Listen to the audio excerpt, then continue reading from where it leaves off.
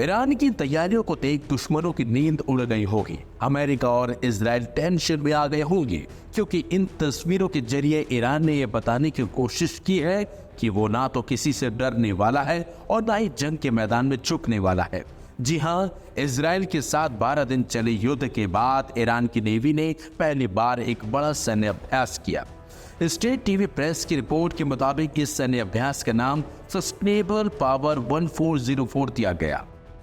नौसैनिक अभ्यास के दौरान ईरानी नौसेना ने महज 1 मिनट में 11 मिसाइलें दागी। ये मिसाइलें ओमान की खाड़ी और हिंद महासागर में समुद्री लक्ष्यों पर दागी गईं। 12 दिनों के युद्ध के दौरान इजराइल ने ईरान के एयर डिफेंस सिस्टम को पूरी तरह ध्वस्त कर दिया था और कई परमाणु ठिकानों को भी निशाना बनाया था। ऐसे में सैन्य कवायद ईरान के लिए अपनी सैन्य ताकत दिखाने और दुश्मनों को चेतावनी देने की कोशिश मानी जा रही है। राज्य टीवी ने बताया कि ईरानी नौसेना की युद्धपोत IRIS सबलान और IRIS गनावे ने नासिर और कादिर क्रूज मिसाइलें दागी, जो अपने लक्ष्यों पर सफलतापूर्वक लगी।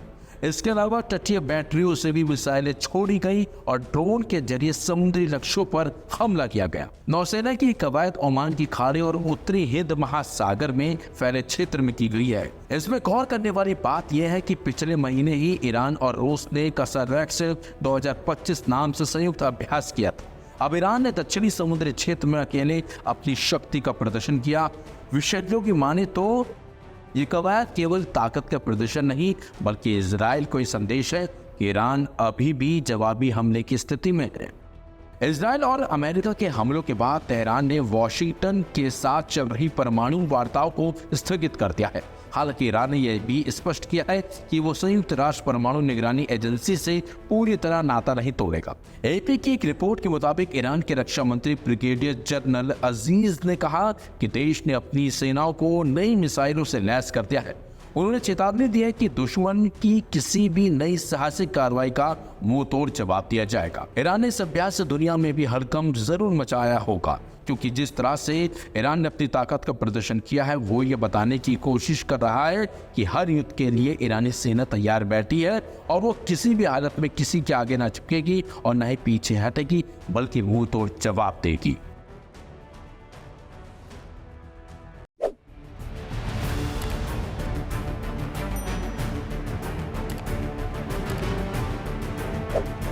ईरान और इसराइल के बीच उस विनाशकारी युद्ध को अभी महज 2 महीने ही बीते हैं, जिसने पूरे मध्य पूर्व को झकझोर कर रख दिया था। लेकिन अब एक बार फिर ईरान ने दुनिया को अपनी सैन्य तैयारियों का पैगाम देना शुरू कर दिया है। इस बार तेहरान ने अपनी ताकत हिंद महासागर और ओमान सागर के विशाल जल क्षेत्र में दिखाई है। ईरान ने एक व्यापक सैन्य अभ्यास शुरू कर दिया है, जिसमें उसकी नौसेना मिसाइल यूनिट्स, ड्रोन ऑपरेशंस और इलेक्ट्रॉनिक वॉरफेयर यूनिट्स ने हिस्सा लिया।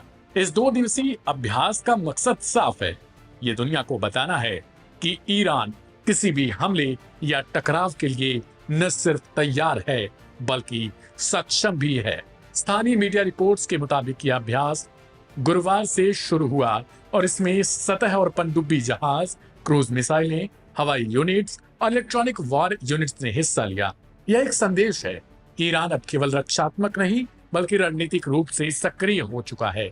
ईरानी नौसेना के प्रवक्ता रियर एडमिरल अब्बास हस्सानी ने कहा, इस अभ्यास में कम, मध्यम और लंबी दूरी की क्रूज मिसाइलों का प्रयोग किया गया है, जो सतह पर मौजूद लक्ष्यों को बेहद सटीकता से नष्ट करने में सक्षम है। उन्होंने यह भी जोड़ा कि इस ऑपरेशन का उद्देश्य है अपनी कमांड स्ट्रक्चर को और अधिक मजबूत करना और दुश्मनों को यह स्पष्ट संदेश देना कि तेहरान अब पहले से कहीं ज्यादा तैयार है। ईरान के मंत्री ने इससे पहले ही साफ कर दिया था कि 12 दिन के जंग के दौरान जो भी मिसाइलें उन लोगों ने यूज की, वो पुराने समय में बनी थी।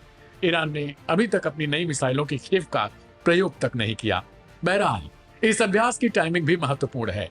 हाल ही में युद्ध की शुरुआत 13 जून को हुई थी, जब इसराइल ने ईरान की सीमाओं के भीतर हवाई हमले किए थे। जवाब में ईरान ने मिसाइलों की बारिश कर दी, लेकिन मामला यही नहीं रुका। अमेरिका ने भी हस्तक्षेप करते हुए ईरान की कई न्यूक्लियर साइट्स पर हमले किए। इस सीधी भिड़ंत में दोनों ओर भारी जनहानि हुई और पूरे क्षेत्र की शांति खतरे में पड़ गई। यहाँ तक कि अमेरिका और इसराइल को लेकर खबरें आने लगी कि वो खामेनेई तक का अंत करने की प्लानिंग में जुटे हैं। ऐसे में ईरान का यह कदम केवल एक सैन्य अभ्यास नहीं बल्कि एक राजनीतिक और कूटनीतिक संदेश है, खासकर उन ताकतों के लिए जो क्षेत्र में अस्थिरता फैलाने की कोशिश कर रही हैं। तेहरान इस समय जिस रणनीतिक धैर्य और संगठित शक्ति का प्रदर्शन कर रहा है वो सिर्फ सैन्य ताकत नहीं बल्कि आत्मविश्वास का संकेत भी है। ईरान का यह साफ कहना है कि वह टकराव नहीं चाहता, लेकिन अगर उस पर हमला किया गया तो जवाब पहले से कहीं ज्यादा संगठित और शक्तिशाली होगा। इस पूरे घटनाक्रम में एक बात स्पष्ट है, मध्य पूर्व में शक्ति संतुलन की लड़ाई अब केवल जमीन पर नहीं, समंदर और तकनीक के स्तर पर भी लड़ी जा रही है और इस नए युद्ध क्षेत्र में ईरान खुद को पीछे नहीं मानता।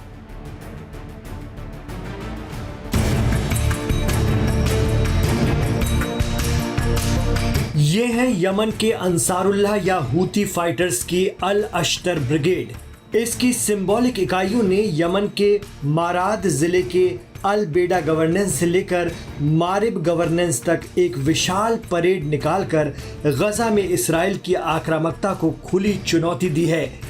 यमन में अंसारुल्लाह फौज की इस यूनिट ने दुनिया को ये पैगाम देने की भी कोशिश की है कि गजा अकेला नहीं है। भले ही अरब खित्ते के मुस्लिम मुल्क इसराइल और अमेरिका के आगे खामोश हों, लेकिन अंसारुल्लाह लड़ते रहेंगे, आखिरी दम तक लड़ते रहेंगे। पहाड़ों की ऊंचाइयों से लेकर ऊबड़ खाबड़ रास्तों और सड़कों पर चल रहा ये कारवां अंसारुल्लाह का है। इनके हाथों में यमन और अंसारुल्लाह का कौमी परचम या ध्वज तो है ही, साथ ही फिलिस्तीन का झंडा भी। अरबी में नारे लगाते हुए पुरजोश अंदाज में आगे बढ़ रहे ये लड़ाके तपते रेगिस्तान और सूखे जंगलों से गुजरते हुए गजा के लिए अपने जुनून को भी दिखा रहे हैं। एक्सपर्ट कहते हैं कि यमन के अंसारुल्लाह और उनकी अल अश्तर ब्रिगेड ये दिखाना चाहती है कि हम हर हाल में गजा के साथ हैं और पीछे हटने वालों में से नहीं हैं। रास्ते में जगह जगह हूती लड़ाके आर्मी की अल अश्तर ब्रिगेड का स्वागत करते नजर आते हैं। अंसारुल्लाह के लड़ाके नारे लगाते हुए उनका उत्साह बढ़ाते हैं। ये यमन है जहां लोग गजा वालों के लिए दिल दुखाते हैं और सिर्फ कहते नहीं, करके दिखाते हैं। जिस तरह के हालात इस वक्त इसराइल ने गजा में बना दिए हैं, उसके मुकाबले के लिए अगर कोई सीधे मैदान में है तो वो सिर्फ यमन है। मीडिया रिपोर्ट के मुताबिक यमन के हूती जंगजुओं या अंसारुल्लाह ने दावा भी किया है कि उन्होंने इसराइल की राजधानी तेल अवीव के करीब बेन गुरियन इंटरनेशनल एयरपोर्ट पर भी मिसाइलें बरसाई हैं।